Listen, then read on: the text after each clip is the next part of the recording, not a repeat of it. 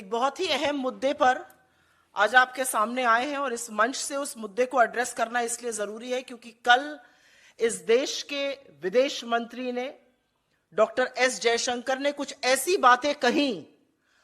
अपने राजनीतिक प्रतिद्वंदियों के खिलाफ तो आप बयानबाजी करिए, इसमें कोई दिक्कत नहीं है और आप लगातार करते रहते हैं। वो कई बार फूहड़ होती है, वो कई बार इमैच्योर होती है, उससे भी दिक्कत नहीं है। लेकिन जो आपने कल चीन को लेकर एजेंसी को दिए अपने वक्तव्य में बोला, वो वाकई में चिंताजनक है। और वो चिंताजनक इसलिए है क्योंकि आपने एक तरह से भले राहुल गांधी का अपमान करने की कोशिश की हो, आपने अपमान तो भारतीय सेना, उनके शौर्य और उनके पराक्रम का किया और इस देश की भूभागीय अखंडता पर एक बहुत बड़ा सवाल उठा दिया। उनका कहना था और मैं यहां पर कोट करती हूं, they meaning China is the bigger economy, we are the smaller economy, we can't go and pick a fight with them.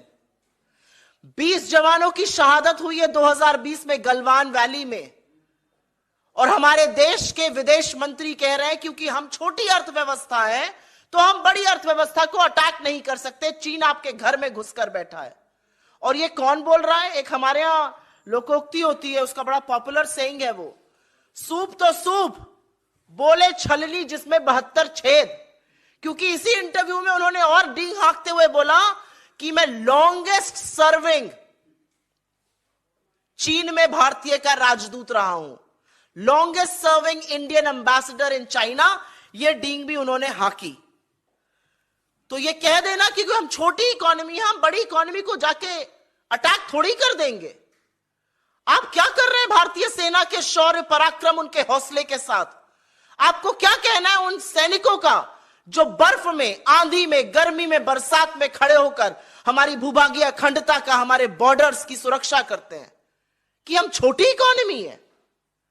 उस तरह से तो महा पावर्स के सामने विश्व के छोटे देशों को लड़ना ही नहीं चाहिए।